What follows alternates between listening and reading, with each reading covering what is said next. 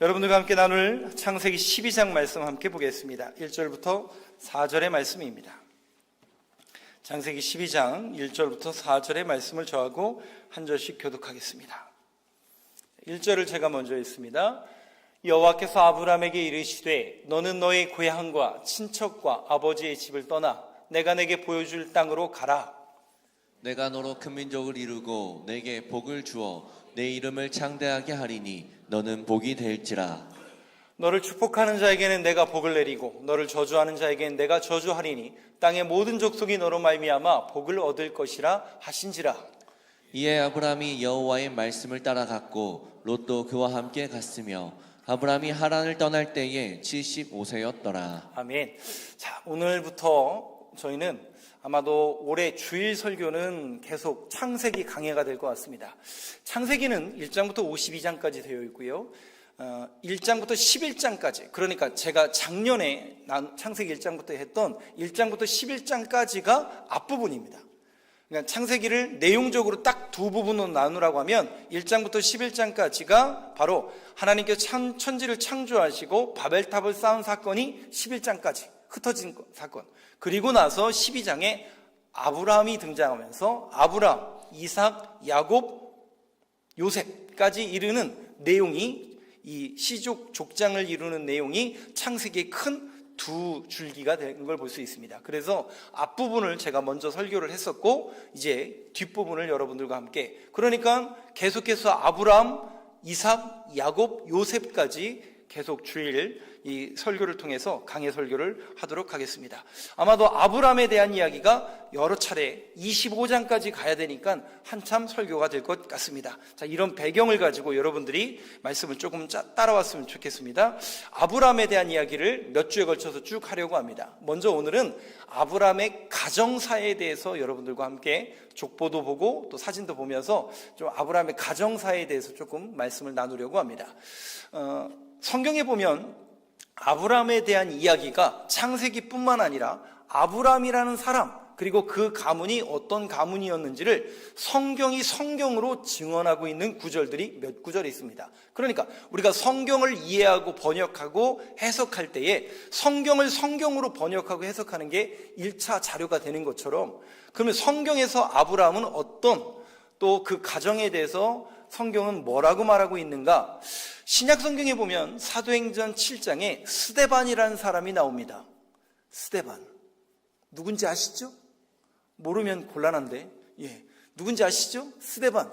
여러분, 이 스데반 집사님이 7 집사님으로 채택이 되었고 기독교 최초의 뭐가 돼요? 그렇죠. 순교자로 성경에 기록되어 있는 인물이 스데반 집사입니다. 그 스데반 집사님이 자신들의 친족이요, 가족이요, 동네 사람들이었던 유대인들을 향해서 돌에 맞아 죽어가면서도 그들을 향해서 설교를 하는 내용이 사도행전 7장과 8장에 이어집니다. 근데 그 7장과 8장을 이야기할 때 이 스데반 집사님이 아브라함에 대해서 이야기합니다. 그러면 그 아브라함에 대해서 스데반 집사님이 뭐라고 이야기하는가? 사도행전 7장 1절 2절 저하고 교독합니다. 1절은 제가 읽습니다. 대제사장이 이르되 이것이 사실이냐? 스데반이 이르되 여러분 부형들이여 들으소서. 우리 조상 아브라함이 하란에 있기 전 메소포타미아에 있을 때에 영광의 하나님이 그에게 보여. 자, 스데반 집사님이 아브라함에 대해서 뭐라고 얘기하느냐? 우리 조상 아브라함이 어디에 있다고요? 자, 오늘 여러분들이 그렇게 별로 좋아하지 않는 사람 이름, 지명 많이 나와요. 그래서 계속 헷갈릴까 봐 제가 계속 지목해서 얘기합니다. 하란이라는 곳에 있기 전에 어디에 있었다고요? 메소포타미아의 우르라는 곳에 있었다라고 우리는 알고 있죠. 그 메소포타미아 우르에 있을 때에 어떻게? 영광의 하나님이 그에게 보였다. 지금 이거 누구 얘기하는 거예요? 스데반 집사가. 아브라함이 메소포타미아 갈대아 우르에 있을 때 영광의 하나님이 아브라함에게 나타나셔서 어떤 꿈으로 나타나셨든지 계시로 나타나셨든지 음성으로 나타나신지 모르지만 영광의 하나님이 아브라함에게 보이신 거예요. 그런데 우리가 보고 있는 지금 창세기는 아브라함이 영광의 하나님을 먼저 봤다, 이 구절이 빠져 있고, 오히려 아브라함이 지금 갈대아 우르를 떠나는 이 사역을, 이 역사를 이루는 주체가 아니라 오히려 그의 아버지인 데라가 주체인 것을 우리는 성경을 통해서 알 수 있는데, 창세기 12장 바로 앞에 11장이 있고 그 11장 맨 마지막 절에 이런 구절이 있습니다. 한번 보여주시죠. 같이 읽습니다. 시작. 데라가 그 아들 아브람과 하란의 아들인 그의 손자 롯과 그의 며느리 아브람의 아내 사레를 데리고 갈대아인의 우르를 떠나 가나안 땅으로 가고자 하더니 하란에 이르러 거기 거류하였으며. 자, 지명이 나오고 사람의 이름이 나오니까 계속 헷갈릴까봐 계속 말씀을 드립니다. 잘 보세요. 데라는 누구냐면 아브람의 아버지입니다. 여기 아브람과 아브라함은 같은 사람이에요, 다른 사람이에요? 네? 이러시면 곤란한데? 아브라함 같은 사람이에요, 다른 사람이에요? 같은 사람이죠.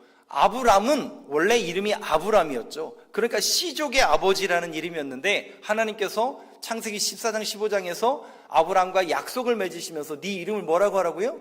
아브람이 아니라, 한 가문의 아버지가 아니라 열국의 아버지가 될 것이다. 그래서 이름을 아브라함으로 바꿔주십니다.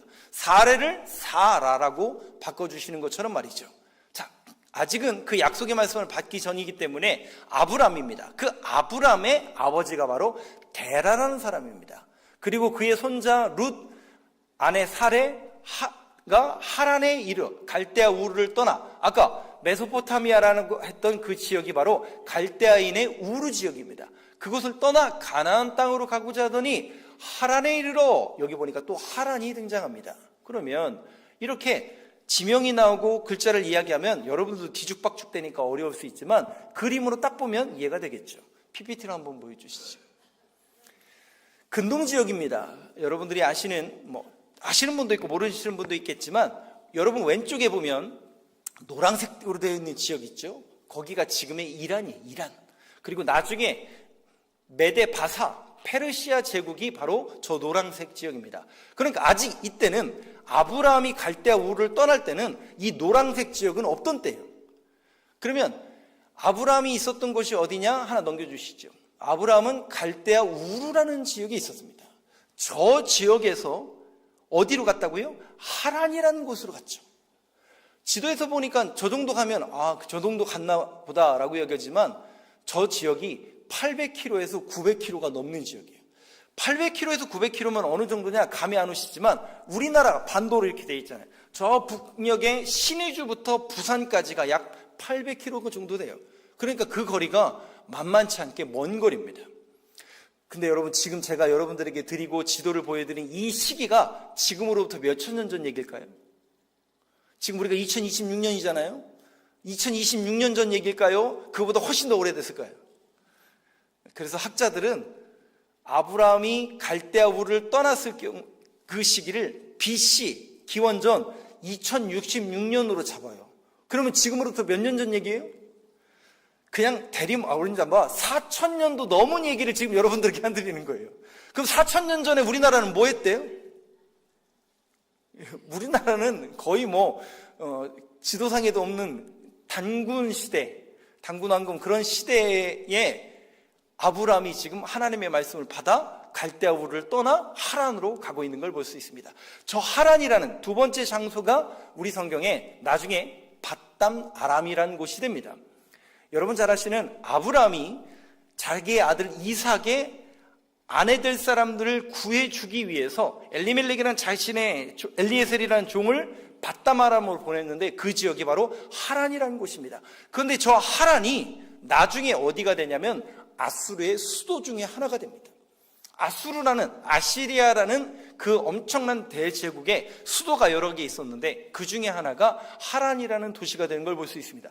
그래서 지금도 저 지역은 땅만 파면 뭐가 나오냐면 계속 수천 년 전 유적이 나오는 것을 볼 수 있고, 제가 여러분들에게 지명을 보여드리고 이렇게 힘주어 말씀드릴 수 있는 이유는 지금 고고학이 엄청나게 발달된 시대잖아요. 그래서 이 수천 년 전의 유적이 지금도 발견되고 있고 그 발견된 역사 속에서 성경이 증명되고 있다는 것을 여러분들에게 말씀을 드리고 싶습니다. 그 하란이라는 곳에서 하나님께서 원하시는 곳은 하란이 아니라 어디예요? 가나안 땅이었죠. 넘겨주시죠. 약 600에서 700km 떨어져 있는 가나안 땅을 향해서 가는 것이 아브라함의 최종 목적지가 됩니다. 그러면 지금으로부터 몇 년 전 얘기라고요? 2000년 전 얘기가 아니라 4000년 전 얘기. 그러면 여러분 한번 생각해 보세요. 그냥 상식적으로 4000년 전에 저 거리만 해도 1500km가 넘거든요. 1500km를 2주에 간다라는 게 쉬운 일이었을까, 어려운 일이었을까요? 아니, 지금도 여러분 이민 가라고 하면 가시겠어요? 안 가시잖아요. 우리도 어려운 일인데 하물며 4000년 전에 저 머나먼 거리를 간다? 쉬운 일이 아니에요. 그리고 아브라함이 있었던 곳은 갈대아 우루 하란이었어요. 여기는 그 당시로 말하면 지금의 우리나라의 서울, 부산도 아니에요. 저 뉴욕, 이런 전 세계에서 가장 큰 도시에 살았어요. 그러면 전 세계에서 가장 큰 도시에 살다가 가나안이라는 이름 들어보지도 못하고 시골 동네로 여겨지는 곳에 가라고 하면 가시겠어요, 안 가시겠어요? 거기다가 아브라함은 원래 직업이 뭐 하는 사람이냐? 장사하는 사람이에요. 그럼 여러분, 도시로 가서 사는 게 맞아요? 시골 가서 사는 게 맞아요? 그냥 상식적으로 보고 아무런 형편을 봐도 아브라함이 가나안으로 간 것은 우리의 상식과 우리의 방법으로는 이해가 될래? 이해가 될 수가 없어요. 이해가 되지 않는 부분이에요. 자, 거기다가 넘겨주시죠. PPT를 넘겨주세요. 하나 좀 정리를 하고 가겠습니다. 이름과 지명을 조금 더 정리하겠습니다. 아까 아브라함의 아버지가 뭐라고요? 데라라고 그랬어요. 하나만 넘겨주세요. 여기 보면 같은 라인에 보면 하란, 나홀, 사라, 아브람, 하갈, 그두라 같은 계열에 있는 사람들이 아니라 지금 빨간색으로 동그라미 친 세 사람이 아들이에요. 여자 이름이 아니에요. 하란은 아까 지명이었잖아요. 지명이기도 하지만 사람 이름이에요. 즉 데라라는 아브라함의 아버지에게는 성경에 기록되어 있는 아들이 세 명이, 그게 누구냐? 하란, 나홀, 아브라함이에요. 그리고 그 하란이라는 아들에게서 2명의 자녀가 나는데 성경에 기록되어 있는 아들이 룻이고 딸이 밀가예요. 그 룻이 나중에 아브라함과 함께 가나안 땅에 내려가는 거예요. 기억나시죠? 그러면 그 밀가는 나홀이라는 삼촌과 결혼해서 부두엘을 낳는 거예요. 근데 그 부두엘이 누구를 낳느냐? 아들 라반을 낳고 딸 리브가를 낳아요. 근데 그 리브가가 레베카죠, 영어로. 그 레베카가 아브라함의 아들인 이삭과 결혼해서 야곱을 낳는 겁니다. 놀래고 계신데 제가 만들어낸 게 아니라 성경에 나와 있는 역사요 족보입니다. 이거는 여러분들이 그냥 참고만 하시라고 이런 족보. 이제 우리가 아브라함, 이삭, 야곱 이야기를 하다 보면 저 사람들의 이름을 언급하기 때문에 제가 미리 여러분들에게 보여드리는 겁니다. 이처럼 한 가문이 지금 움직이는 거대한 역사예요. 이거는 여러분 한두 사람, 아브라함과 그의 아내 그리고 몇 명, 이게 아니라 수백 명이 움직이는 엄청난 역사입니다. 그러면 이 수백 명의 사람들이 한 도시에서 다른 도시로 가고 또 다른 도시로 간다라는 것은 인류 역사나 인문학에서 말하면 유목민의 대이동, 이렇게 이야기하거든요. 어떤 인구의 대이동, 이런 걸 말하는 거거든요. 그러면 이 사람들이 도대체 왜 갔을까? 역사학자들은, 또 신학자들은 여러 가지 추론을 하지만 저는 어떤 인문학이나 역사적인 배경으로 추론하는 게 아니라 성경에서 왜 이 사람들이 갔을까를 한번 추론해보는 단서가 되는 구절이 하나 있습니다.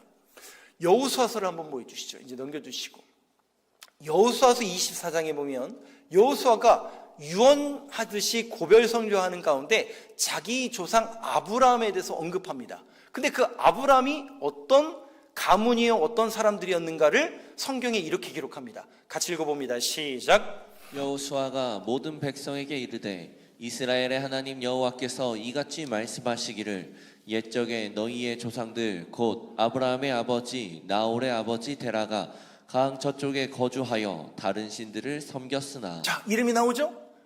맨 밑에 줄을 보니까 아브라함의 아버지, 나홀의 아버지, 하란의 아버지 데라가 강 저쪽에 거주하여. 강 저쪽이 어디였죠?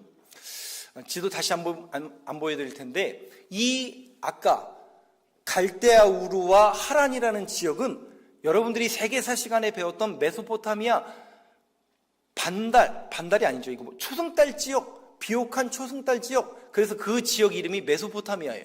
근데 비옥한 땅이 되려면 뭐가 있어야 되냐면 물이 있어야 돼요.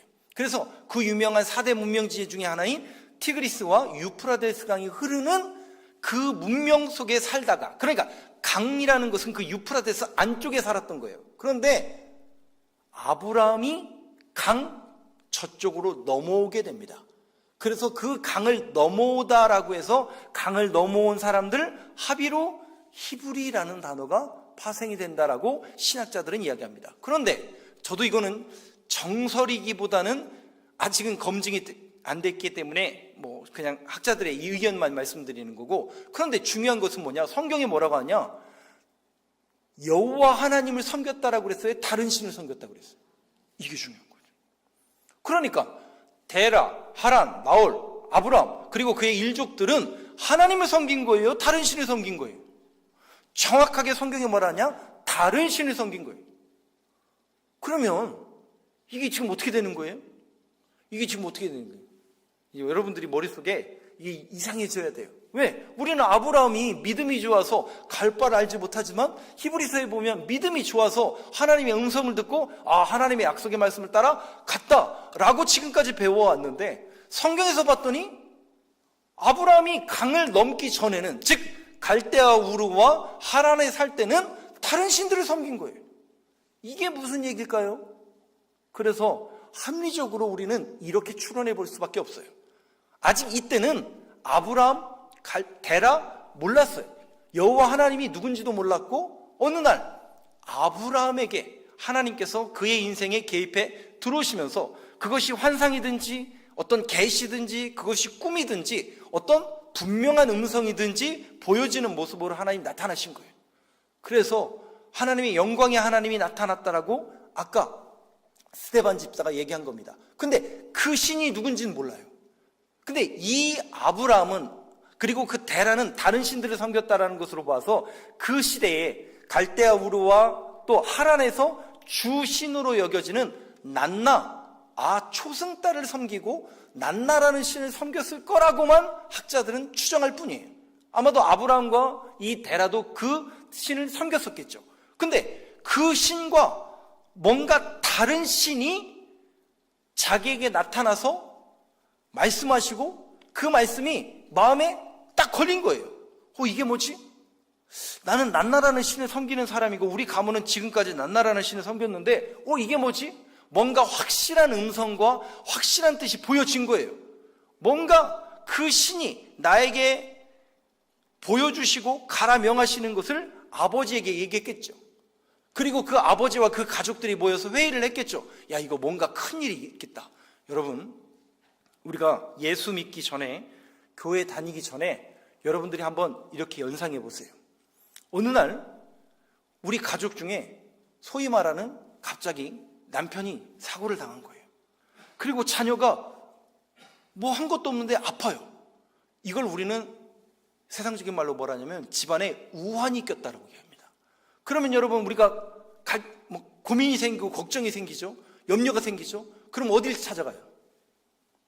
교회를 가야 되는데 대부분 점쟁이를 찾아가고 대부분 용하다는 사람들을 찾아가죠.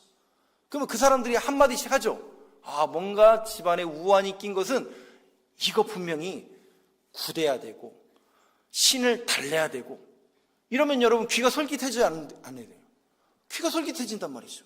그래서 어떻게 해야 됩니까? 그것처럼 지금 이 집안에 어떤 그런 우환 같은 그런 모습이 비춰진 거예요. 그래서 가족회의를 열리고, 이거 분명히 신이 우리 가문을 통해서 뭔가 하려고 하시는 것 같은데, 이건 이제 우환은 아니겠지만 뭔가 분명히 아브라함이 들었고 봤다고 하니까 우리 이주를 하자, 이렇게 결정을 해서 그 온 가족이 떠난 겁니다. 온 가족이 떠난 거예요. 그런데 여러분 잘 보세요. 11장 31절을 잘 보세요. 11장 31절을 띄워주세요.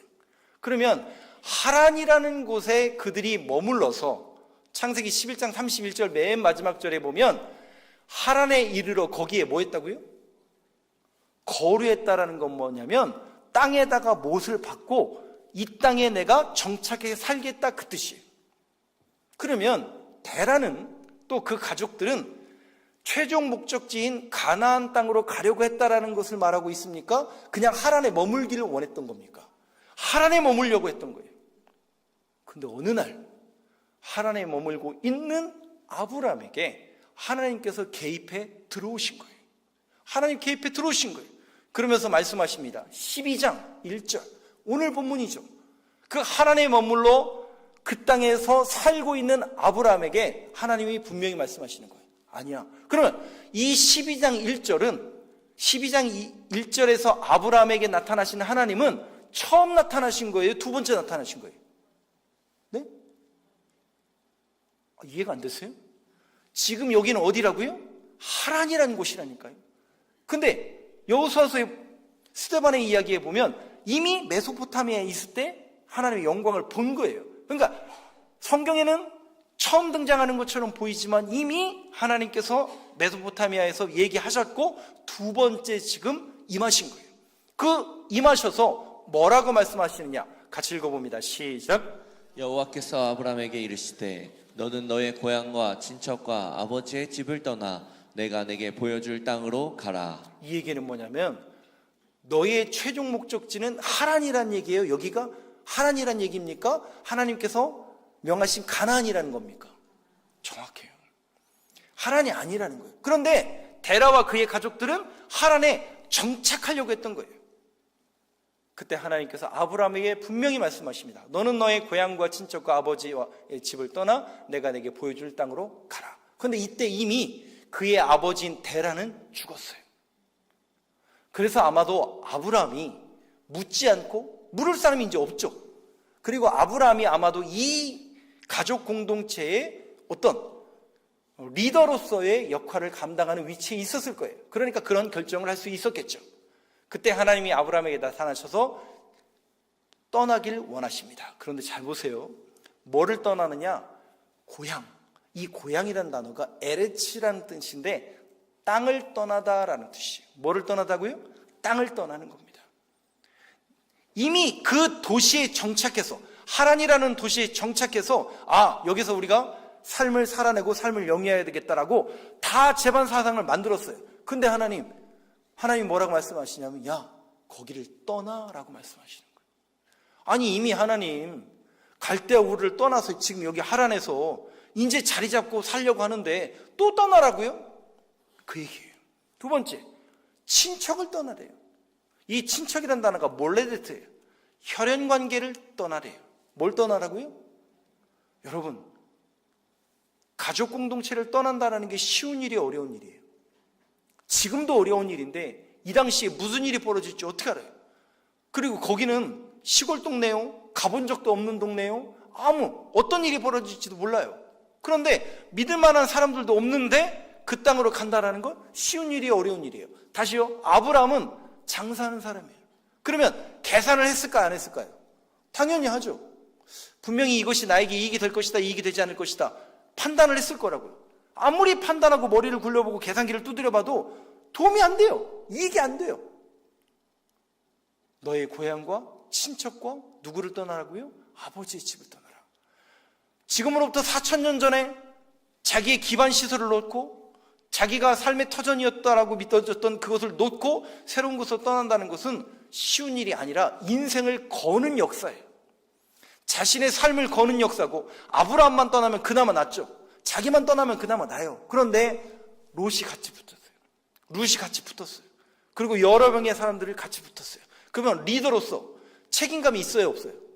이 리더로서 그 공동체를 살려야 된다는 그 책임감이 아브라함에게 있는 거예요. 그러면 여러분, 떠난다라는 게 쉬운 일일까요? 어려운 일일까요? 제가 이걸 말씀드리고 싶어서 이렇게 피력을 하는 거예요. 쉬운 일이 절대로 아니에요. 인생을 거는 도박일 수도 있어요. 자신뿐만 아니라 한 공동체가 사라지는 위기 가운데 놓여질 수 있는 그런 위험성이 도사리는 과정이에요. 그런데 하나님은 분명히 말씀하십니다. 내가 내게 보여줄 땅으로 뭐하라고요? 가라. 어디로 가라고요? 내가 너에게 보여줄 땅. 그러면 여기서 말하는 하나님이 보여줄 그 땅은 무슨 땅일까요? 모르죠. 그런데 분명한 것은 내가 내게 보여줄 땅으로 가라고 그랬어요. 하나님께서 지시한 땅으로 가라고 그랬어요. 하나님께서 지시한 땅은 하나님이 명령하신 땅이요, 하나님이 말씀하신 땅이 하나님께서 가라 명하신 그 땅이에요. 그 얘기는 무슨 얘기냐? 내가 내게 보여줄 땅으로 가라라는 것은 무슨 얘기냐? 하나님의 약속의 말씀을 붙잡고 그 하나님의 말씀과 명령에 따라 네 인생을 걸어가라, 그 얘기예요. 근데 그 길이 어떤 길이냐? 종합해보면 나그네와 같은 길이에요. 왜 제가 나그네라고 표현했냐면 갈 바를 몰라요. 목적지가 없어요. 죄송해요. 마치 광야와 같은 인생이에요. 무슨 일을 만날지 전혀 알 수가 없어요. 예측이 불가해요. 그럼 우리는 대부분 예측이 불가하고 전혀 알 수가 없고 어떤 인생에 도박을 해야 되고 그러면 어떻게 해요? 안 하죠. 안 가죠. 안 가요. 안 해요. 그렇잖아요. 해야 될 이유가 있어요? 없어요? 하나님, 굳이 그렇게까지 해야 됩니까? 하나님, 꼭 거기 가야 됩니까? 하나님, 도무지 이해가 되지 않고 계산이 되지 않는데 전 모르겠는데요. 대부분 이래요. 근데 아브라함이 믿음이 있어서, 히브리서에는 믿음이 있어서 갔다라고 이야기하지만 아브라함은 뭔가 강력한 하나님의 계시와 뭔가 원동력이 있어서 결국 하나님의 명령을 따라 그곳에 가게 됩니다. 그곳에 가게 됩니다. 자, 그러면 이 모든 걸 포기하고 하나님의 명령을 따라 갔으면 잘 돼야 돼요? 잘 안 돼야 돼요? 우리는 결론을 알기 때문에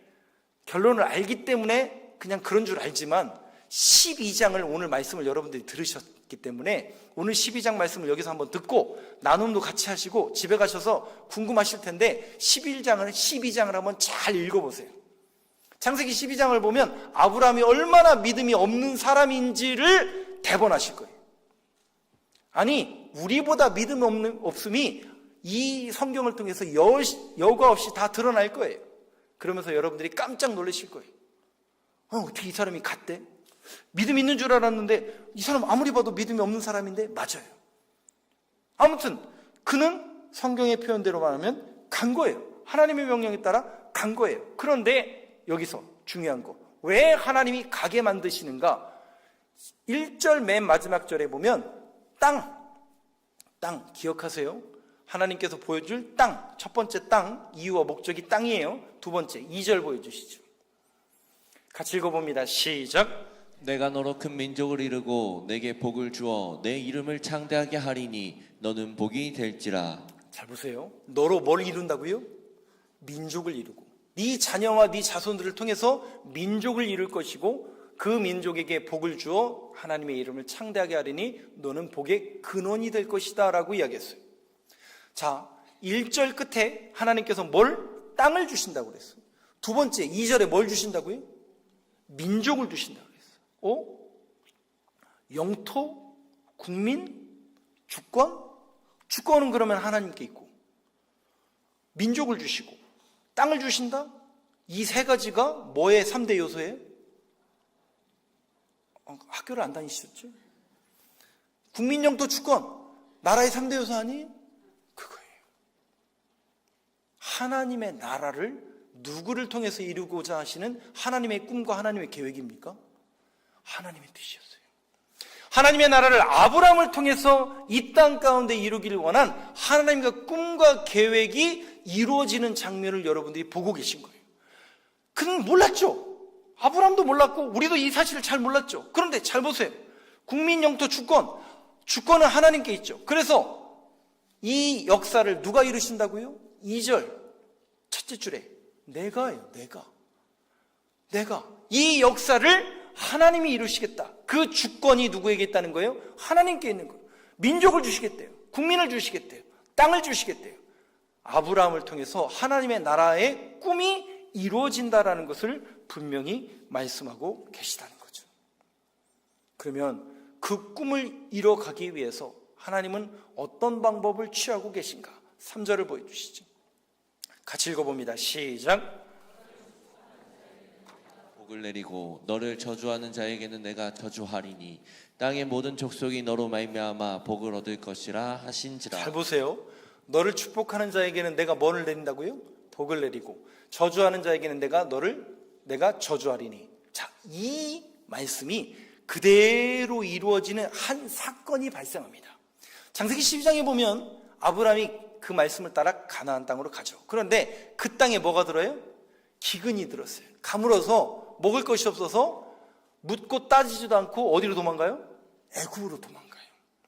적어도 하나님 앞에 조금이라도 물었다면 믿음의 표현이 있었을 텐데 그런 거 없어요. 아브라함이 그 땅에 기근이 들자 묻고 따지지도 않고 애굽으로 도망갑니다. 근데 그 애굽으로 도망갈 때 아브라함이 생각하는 거예요. 이 사람은 장사하는 사람이, 죄송해요. 뭐 제가 장사하는 사람 비난하는 게 아니라 계산적인 사람이에요. 저도 계산적인 사람이기 때문에 말씀드립니다. 애굽으로 갔을 때 또 내가 이 일을 했을 때 이것이 나에게 이익이 되느냐 이익이 되지 않느냐 이렇게 움직이는 사람이 철저하게. 그런데 갔는데 문제는 뭐냐? 자기 아내가 너무 예쁜 거예요. 성경의 표현이에요. 그러면 어떻게 해요? 이 사람은 지금 도망온 사람이잖아요. 어떤 피난 온 사람이기 때문에 어떤 자기의 힘과 능력을 거기에서 펼칠 수가 없어요. 세상적으로 보면 루저예요. 기어 들어간 거예요. 근데 아무리 봐도 아내를 뺏길 것 같은 거예요. 거기다가 아내라고 하면 자기 목숨까지 위태로울 것 같은 거예요. 그래서 뭐라 합니까? 아내를 속여서 누이라고 이야기합니다. 그랬더니 그 동네 사람들이 갔더니 뭐라고 그래요? 아브라함이 생각한 것처럼 너무 예뻐서 그 아내를 바로왕에게 바친 거예요. 그랬더니 하나님이 그냥 놔주죠. 하나님이 그냥 그렇게 되라 하죠. 잘 보세요. 너를 축복하는 자에게는 내가 뭐 한다고요? 복을 내리고 너를 저주하는 자에게는 내가 저주하리니. 이 말씀대로 하나님이 역사하십니다. 16절 보여주세요. 같이 읽어봅니다. 시작. 이에 바로가 그로 말미암아 아브라함을 후대함으로 아브라함이 양과 소와 노비와 암수 나귀와 낙타를 얻었더라. 보세요. 그리고 17절 한번 보시죠. 17절 없어요? 예, 같이 읽습니다. 시작. 여호와께서 아브라함의 아내 사레의 일로 바로와 그 집에 큰 재앙을 내리신지라. 여러분, 재앙이 바로에게 내려지는 게 맞아요? 그 바로를 속인 아브라함에게 임하는 게 맞아요? 네? 그래서 이건 제 얘기가 아니라 한 목사님이 이 내용을 가지고 이거를 이해할 수 있는 방법이 아까 3절이었잖아요. 너를 축복하는 자를 내가 축복하고 너를 저주하는 자를 내가 저주할 것이다. 누가 지키고 누가 돌보겠다라는 하나님의 자기 선언입니까? 내가 하시겠다라고 했잖아요. 내가 너를 이끌 것이고 내가 너를 인도하실 거라는 하나님의 어떤 그 말씀이 이루어지는 그 하나의 사건이 바로 이 사건이에요. 그래서 이 내용을 보면서 어떤 목사님이 이렇게 얘기하시는데 저도 동의를 했습니다. 하나님이 편드는 인생은 무너질까요? 안 무너질까요? 절대로 무너지지 않습니다. 하나님이 편드는 인생은 절대로 무너지지 않습니다. 누가 벌 받아야 옳아요? 누가 벌 받는 게 정의로운 겁니까? 그런데 하나님이 내가 너를 돌보겠다. 내가 너의 편이 되어주시겠다라고 하나님께서 자기 선언하셔서 하나님이 편드는 인생은 그 누가 흔들고 그 누가 흔들어도 못 이기는 인생임을 성경은 우리에게 가르치고 있는 것을 여러분들이 눈으로 목도하고 계신 겁니다. 이제 마지막으로 여러분들과 함께 봅니다. 4절 말씀을 한번 보시죠. 같이 읽어봅니다. 시작. 이에 아브라함이 여호와의 말씀을 따라갔고 롯도 그와 함께 갔으며 아브라함이 하란을 떠날 때 75세였더라. 여러분, 그러면 여호와의 말씀을 따라 아브라함이 간 걸까요? 여호와의 말씀에 끌려 아브라함이 간 걸까요? 네? 정확한 표현을 의하면 말씀을 따라간 거예요? 끌려간 거예요? 정확하게 말하면 아브라함도 끌려간 거예요. 근데 여러분, 그 끌림 속에 아브라함도 좌절했을까요? 안 했을까요? 고민했을까요? 안 했을까요? 해야 되나? 말아야 되나? 가야 되나? 말아야 되나? 예수 믿어야 되나? 말아야 되나? 오늘 주일인데 교회 가야 되나? 말아야 되나? 성경 읽어야 되나? 말아야 되나? 우리는 끊임없이 선택해서 기도했어요. 기도해야 되나? 말아야 되나? 믿어야 되나? 말아야 되나? 끊임없이 선택이 기로에 선다고요. 여호와의 말씀을 따라갔다라는 건 뭐냐면 하나님의 말씀이 아브라함을 강권하여 밀어 붙이신 거예요. 어디로요? 믿음의 조상으로. 열국의 조상으로, 열국의 아버지가 될 수 있도록 하나님께서 이 역사를 내가 이끌어갈 것이고 내가 주도할 것이다. 너는 뭐 하면 되는 거야? 따라오기만 하면 된다. 그 얘기를 우리에게 지금 말씀하고 계신 거예요. 그렇다면 오늘 이 말씀을 듣는 저와 여러분도 똑같아요. 우리는 그 기로의 순간에 섭니다. 저는 여러분들에게 권면하고 싶은 건 딱 하나입니다. 어떻게 해서든지 하나님의 뜻을 이뤄내고 하나님의 약속의 말씀을 따라 끌려가는 인생이 되길 간절히 소망합니다. 더 이상 세상에 끌려가고 세상의 유혹과 죄악에 끌려가는 인생이 아니라 이제는 아브라함처럼 결단해서 하나님의 약속의 말씀에 끌려가는 인생이 되길 간절히 소망합니다. 이사야서 66장 맨 마지막 장에 보니까요, 우리가 성서일과 이사야서를 보고 있는데 맨 마지막 장에 보니까 하나님이 찾으시는 사람이 누구냐? 하나님의 말씀에 두려워 떠는 자를 지금도 찾고 계시대요. 오늘도 이 약속의 말씀을 붙잡고 새롭게 시작된 이 한 주도 하나님의 약속의 말씀에 붙들려 하나님의 말씀을 이루는, 그 뜻을 이루는 하나님의 꿈과 계획이 이루어지는 저와 여러분들의 인생이 되길 간절히 소망합니다.